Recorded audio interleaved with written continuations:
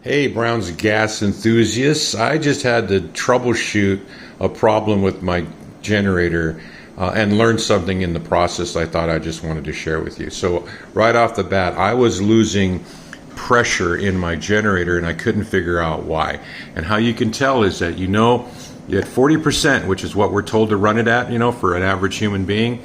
At 40%, your amps that you should be pulling right there is about 1.5 amps, right? 1.5 amps. And then you should be getting this type of level of bubble production. That's really what the machine's supposed to do. And so if you're running higher than that amps and you're at 40%, then you've got an issue, and it's either going to be the electrolyte mix in your generator needs to be changed, so flush it out, and then check your seals. So I did all of that. And then I turned it back on and I still had the problem. I was still pulling about 4 amps just to get enough bubbles to just even bother using the generator. And I was perplexed and trying to figure out what was wrong.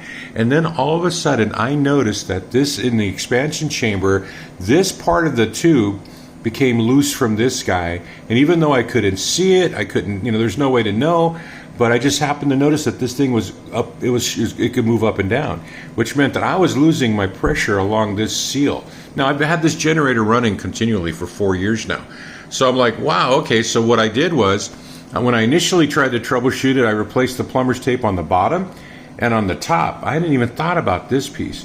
But as soon as I replaced this guy and then reassembled the expansion chamber, boom, the problem solved. So just wanted to pass along that if you're pulling more than 1.5 amps at 40%, you've got a pressure leak somewhere in your system, and go ahead and replace the tape here, and here. Make sure your filter lids are tight, and then you're good to go. You should be able to just run this generator at a very low amps and get peak production for gas. All right, so there you go. I learned something new, wanted to pass it along.